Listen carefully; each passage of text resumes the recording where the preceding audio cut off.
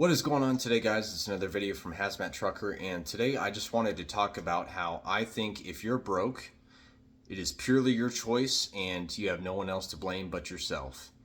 It's a choice. Now, I know somebody's going to be like, Well, what about somebody who's a quadriplegic? I'm not talking about that. I'm talking about somebody who is physically able. If you are physically able to work and make money, there's no reason that you should be broke. Okay? That's what we're talking about here. I think it breaks down to three different reasons as to why people choose to be broke. By broke, I mean you're living paycheck to paycheck.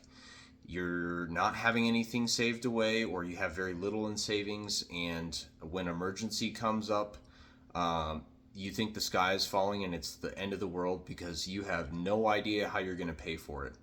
It could be something as simple as a tire goes out and you have a flat tire, or it could be something major like you have a medical expense that comes up and you have no idea how to pay for it. So if you're living like that, it's going to be one of three or a combination of these three following reasons, okay?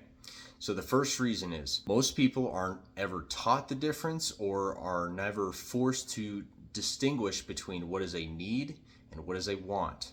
Okay, so what is a need? A need is your basic baseline survival, okay? Food, clothing, shelter, utilities, maybe some basic transportation, and that's it. What is a want? Pretty much everything else. So that would be anything that doesn't actually contribute to your direct survival, okay? That would be boats, that would be snowmobiles, jet skis, fancy cars that you don't even drive on a regular basis. Anything that is a luxury item. And what happens is, what people tend to do, myself included in the past, is they tend to want to blur the lines between what is actually a need and what is actually a want. For example, they'll say, well, I need to eat, otherwise I'm going to die, so therefore I'm going to use that as an excuse to go to a restaurant and spend $50 on just one single meal, even if it's for myself or even with the family, it doesn't matter. They will blur the lines in other ways, such as, well, I need transportation, so I'm going to go get that $50,000 SUV, just to get my kids from school and go to work in. You don't need that. That's well beyond your means. And ultimately, what it comes down to is people trying to justify using anything and everything as a justification to live above their means, meaning they want to spend more than they actually bring in on a monthly basis as far as their income. They want to live this high life lifestyle that they cannot afford, and they go into debt using credit cards, personal loans, home equity loans, God forbid payday loans, just to be able to have the illusion that they are not actually broke, when in fact they are because of their choices. So the second reason is most people refuse to make and stick to a personal budget for their personal finances. It's 2025, guys. You have, just to throw out a few examples, you have Rocket Money, you have Dave Ramsey's Every Dollar app, there's Caleb Hammer's, I think, DollarWise, that all three of those apps have a process where you can automate everything, and it just shows you how much you've spent. It links everything to your bank accounts and to your credit cards, to the point where you don't even have to do anything manually yourself.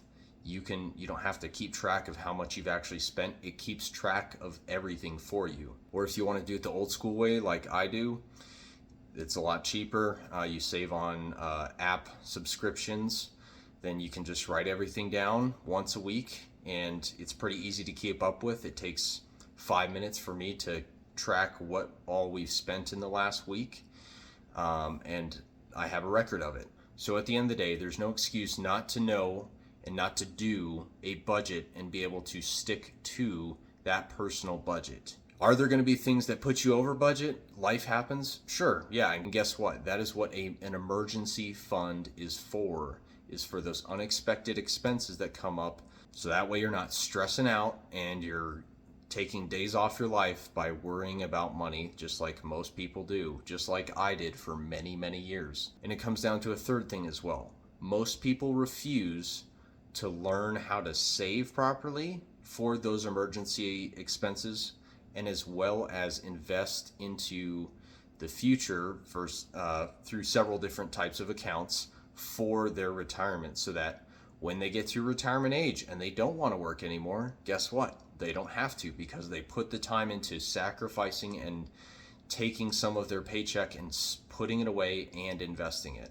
And I'll be doing future videos on how to get started in investing.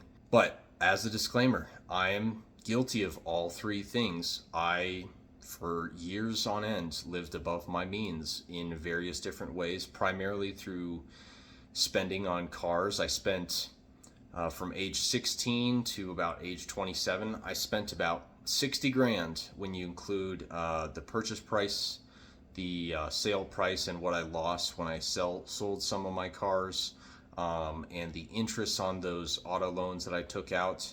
I spent about 60 to 65 grand on cars in those 11 years. And I have nothing to show for it at the end of the day. If I had actually, bought a reasonable car and kept that until the wheels fell off, I could have taken that 60 grand instead and invested it.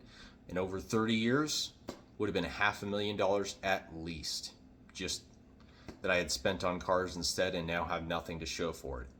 So we're all guilty of this to a certain extent, and maybe we still are. And I'm making this video. I'm doing this as motivation to get your head out of the sand and actually focus on what your financial goals are and how to get there. And I'll do other different videos about how to do that, how to go about that specifically. But ultimately, it's up to you. I can't do anything for you. I can give you some guidelines and some things to follow, but ultimately it's going to come down to your action at the end of the day, right? No one is going to help you out financially. The government is not going to come and save you, whether that's Republican or Democrat. You're going to save yourself, but you have to come to that realization before something bad happens, and I hope you don't get there. I only came to this realization myself after spending as much money as I did on cars, and then some big medical expense came up. I wasn't able to pay for it, and that was my financial rock bottom. So I hope you hear this before you hit your financial rock bottom, and you can learn from my mistakes. But if you guys found this video helpful, please like and subscribe. If you guys want to see any other different types of videos, please just let me know in the comment section down below. Or if you disagree with me or agree with me, also put it in the comment section down below. I'll see you guys later. God bless.